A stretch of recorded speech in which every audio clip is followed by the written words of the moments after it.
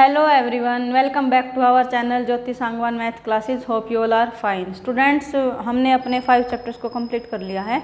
Now we will start with our next chapter, that is chapter number 6 and the name of the chapter is lines and angles.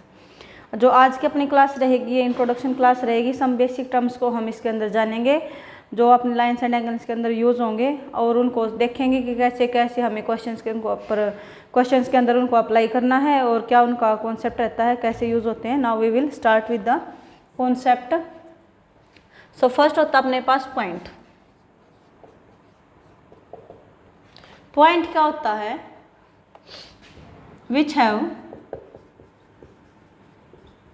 No components. Component का मतलब यहाँ पर क्या होता है, meaning क्या होता है? Which have no length and breadth. It is denoted by a dot. क्या है? एक डॉट के साथ हम इसको क्या करते हैं? डिनोट करते हैं या फिर क्या करते हैं? रिप्रेजेंट करते हैं. ठीक है. सो आप रिप्रेजेंट बोलो या फिर डिनोट बोलो. We have denoted by a dot. Like कि मैंने अब यहाँ पे लगाया तो इसको हम क्या बोलेंगे? It is a point. यहाँ पर लगाएंगे इट इज़ ए पॉइंट. ठीक है. सो उसके बाद स्टूडेंट्स अपना line segment. Line segment. Line segment का मतलब क्या होता है? A part of line which have both starting and ending points. क्या है कि एक लाइन ही होती है, यानी कि पार्ट है लाइन का, बट कैसे? जिसका हमें स्टार्टिंग और एंडिंग पॉइंट दोनों पता हो, उसको हम क्या बोलते हैं? Line segment. जैसे अभी एक लाइन सेगमेंट अपने पास ए बी है, इसका स्टार्टिंग पॉइंट यहाँ से है, एंडिंग पॉइंट यहाँ पर है. So we called it a line segment. अगर इसका हमें स्टार्टिंग और एंडिंग पॉइंट नहीं पता हो ना, ऐसे ऐसे चल रही है, so it will be A line. यानी कि जिसका हमें ना एंडिंग पॉइंट का पता ना हमें स्टार्टिंग पॉइंट का पता है, this is called the line. उसके बाद होता है स्टूडेंट्स रे. रे क्या होता है? It is also a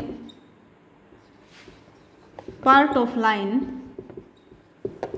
which have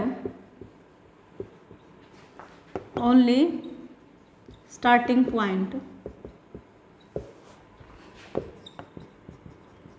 but no ending point. यानी कि क्या है कि हमें इसका स्टार्टिंग पॉइंट तो पता होगा लाइन का, बट उसका एंडिंग पॉइंट नहीं पता हो तो उस लाइन को हम क्या बोल देंगे? रे बोल देते हैं.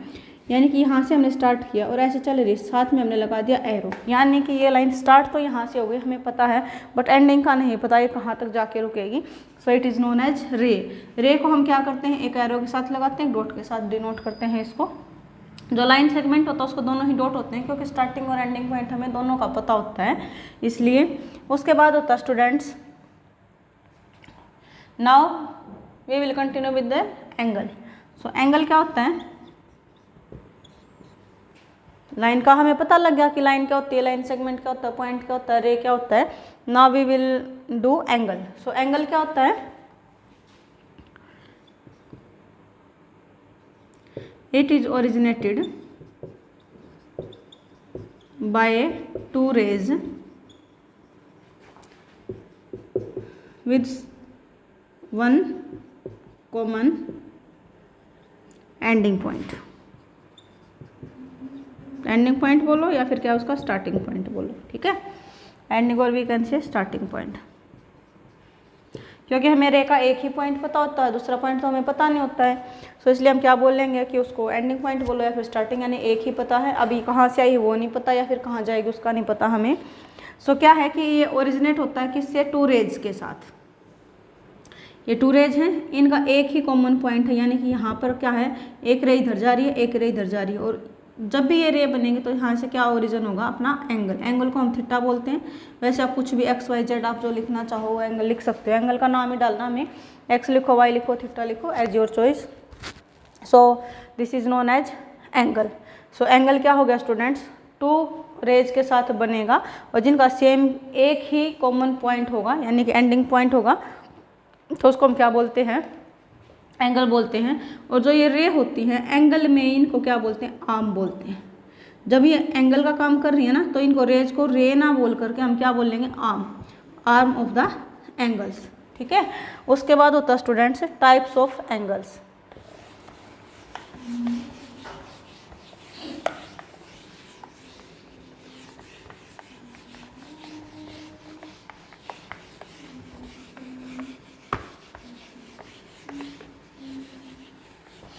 टाइप्स ऑफ एंगल्स, ठीक है, यानी कि एंगल्स अपने कितने प्रकार के होते हैं और कौन से एंगल को हम क्या नाम देते हैं ऐसे। तो फर्स्ट है अपना अक्यूट एंगल। अक्यूट छोटे बच्चों को बोलते हैं ना, क्यूट है, कितना क्यूट है बेबी, है ना। तो उसी तरीके से अक्यूट एंगल यानी कि छोटा है। कैसे है अब ये छोटा, लेस देन 90 डिग्री और 0 से क्या हो, बड़ा हो, तो उसको हम क्या बोलेंगे, अक्यूट एंगल। छोटा है, क्यूट क्यूट बेबी है, यानी कि क्यूट एंगल है, 90 से छोटा है। Now right angle. Right angle यानी कि सीधी बात, है ना, कि यानी कि राइट माने एकदम सीधा, जो हम बोलते हैं एकदम स्ट्रेट फॉरवर्ड जो होता है, यानी कि राइट मतलब एकदम स्ट्रेट होगा जो अपना, यानी कि इस तरीके से इसको डिनोट किया जाता है। जब भी हम ऐसे एक बॉक्स जैसा लगाते हैं ना, तो ये 90 को रिप्रेजेंट करता है। दिस इज एग्जैक्टली 90 डिग्री, ठीक है, एग्जैक्टली जो 90 डिग्री का होगा उसको हम क्या बोलते हैं, राइट एंगल। ठीक है, उसके बाद स्टूडेंट्स ऑब्ट्यूस एंगल। ऑब्ट्यूस का मीनिंग होता है थोड़ा सा बड़ा, यानी कि कुछ बड़ा हो गया है। तो 90 के इक्वल तक तो हम क्या बोल रहे हैं, राइट बोल रहे हैं। 90 से छोटे को हम क्या बोल रहे हैं, अक्यूट बोल रहे हैं। तो ये क्या 90 से बढ़ा जाएगा, बट कहीं ना कहीं तक तो इसकी लिमिट होगी, कहाँ तक होगी, 180 तक। ठीक है, उसके बाद होता है अपना reflex. Reflex angle, reflex angle क्या होता है अपना, 180 से क्या होगा, बड़ा होगा। और ज़्यादा से ज़्यादा एंगल, अपना टोटल एंगल कितना बना सकते हैं हम, जैसे अभी मैंने ये ऐसे बनाया, तो यहाँ से यहाँ तक टोटल एंगल अपना कितना होता है, 360 डिग्री होता है। ठीक है, रिफ्लेक्स का मतलब होता है उल्टा, यानी कि पीछे से। तो यहाँ से यहाँ मान के चलो अपना कितना एंगल 60 डिग्री, और टोटल 360 है। तो रिफ्लेक्स यानी कि इधर कितना बच गया अपना, ये सारा क्या रिफ्लेक्स है, इसका उल्टा है। ठीक है, सो दिस इज, अगर ये 60 था तो ये कितना हो गया, 300। इस प्रकार हम क्या निकालते हैं, रिफ्लेक्स निकालते हैं। 360 में से क्या है, जितना एंगल हमें दे रखा होगा उसको माइनस कर देंगे तो हमें रिफ्लेक्स एंगल मिल जाता है। ये हमेशा ही 180 से बड़ा होगा और 360 से लेस होगा। उसके बाद स्टूडेंट्स अपना एडजेसेंट एंगल्स।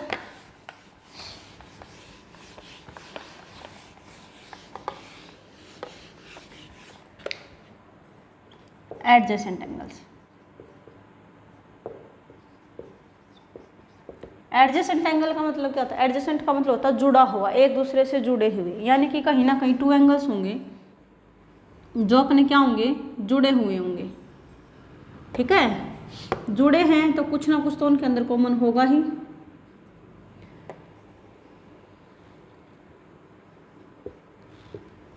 ठीक है, अब अगर कुछ चीज़ें एक दूसरे से कनेक्टेड है तो कुछ ना कुछ तो रिलेशन होगा ही। एडजेसेंट का मतलब ही क्या, जुड़ा हुआ। तो क्या है, 2 एंगल्स जिनके एक ही कॉमन आर्म हो, which have a common arm is known as adjacent angle. यानी कि ये एंगल क्या है, CAB एंड BAD। जिस भी पॉइंट पे अपना एंगल बनेगा उस पॉइंट को हमेशा ही हम मिड में बोलते हैं, बीच में बोलते हैं। कि जैसे मैंने एंगल A पे यहाँ पे बना है, A पॉइंट है, तो इसको अगर इस पोर्शन को रीड करेंगे तो कैसे करेंगे, CAB या फिर BAC। वो आपकी चॉइस है, पहले कौन सी रे को बोलना चाहते हो, कौन सी आर्म को बोलना चाहते हो आप, एज योर चॉइस। बट जिस पॉइंट के ऊपर अपना एंगल डिनोट किया गया उसको हमेशा ही हम मिड में बोल लेंगे, बीच में बोल लेंगे उस पॉइंट को। और क्या है, BAD, ये दोनों ही क्या है, एडजेसेंट एंगल है। क्यों, क्योंकि which have the same common arm AB। ठीक है, so if 2 angles have a common arm then it is known as adjacent angles। ठीक है, जब 2 एंगल्स के बीच में क्या है, एक कॉमन आर्म हमें मिल जाएगी तो उन एंगल्स को हम क्या बोल लेंगे, एडजेसेंट एंगल्स, यानी कि जुड़े हुए एंगल्स। उसके बाद आता है अपना लीनियर पेयर एंगल।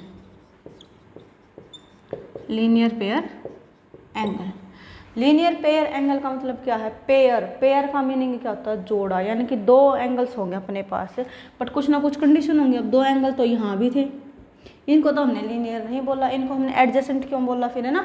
तो दो तो यहाँ भी थे, अब दो ही यहाँ पेयर की बात हुई है, तो पेयर का मतलब क्या होता है? दो एक साथ चीज़ें।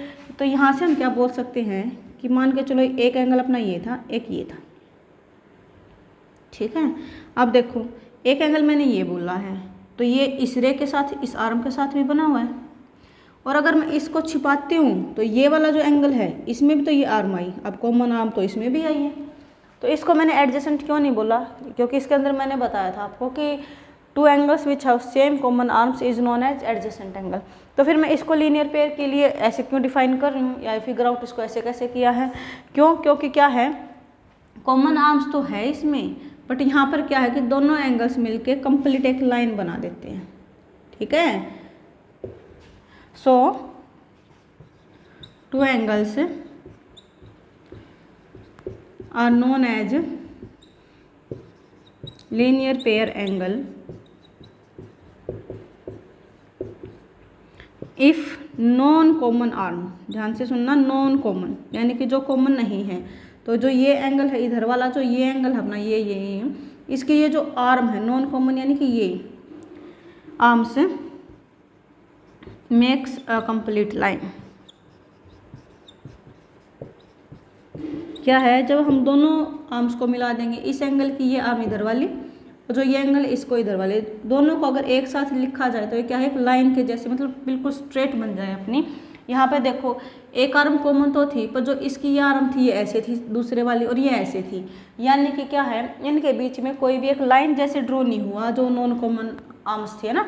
अब यहाँ पे क्या, जो नॉन कॉमन आर्म्स है यहाँ से यहाँ की ये और ये वाली, इन दोनों को मिलाएंगे तो एक कंप्लीट लाइन मिल जाएगी हमें, ठीक है।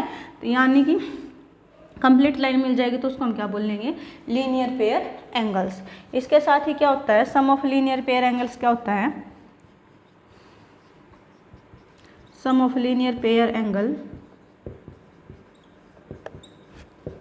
इज ऑलवेज 180 डिग्री, ठीक है। कि यहाँ से यहाँ अगर हमें कुछ भी एंगल्स ऐसे दिखाई दे रहे हैं ना, एक स्ट्रेट लाइन के ऊपर, 2 हैं 3 हैं 4 हैं 5 हैं, जितने भी हो सकते हैं, कोई ज़रूरी नहीं है कि 2 ही हो, 2 और मोर हो सकता है, ये 2 और मोर एंगल्स, ठीक है।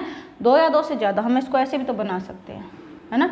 तो ये है जो, ये भी तो तीनों मिलके क्या बनाएंगे, अपना लीनियर पेयर बनाएंगे। नॉन कॉमन आर्म्स क्या है, इसकी और इसकी कॉमन क्या है, तो ये वाली थी, अब इनके साथ किया, फिर इन दोनों की कॉमन क्या है, इसमें और इसमें क्या है, ये कॉमन है। तो इन दोनों के जब हम तीनों को मिलाएंगे तो नॉन कॉमन आर्म्स अपनी हो गई कौन सी, ये वाली, यही हो जाएगी, तो वापस लाइन आ जाएगी। यानी कि क्या है, जब भी हम लीनियर पेयर यानी कि एंगल पे बनाएंगे, एंगल पे यानी कि ऐसे करेंगे, तो हमें क्या है 180 ही सम मिलेगा।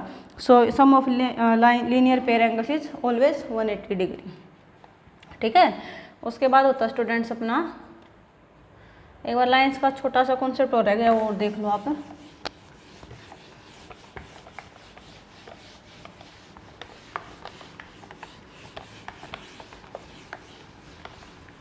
कि जो लाइंस होती हैं वो कैसे होती है, नॉन पैरेलल होती हैं, नॉन पैरेलल लाइंस, ठीक है। इंटरसेक्टिंग होती हैं, और क्या होती है, पैरेलल होती हैं।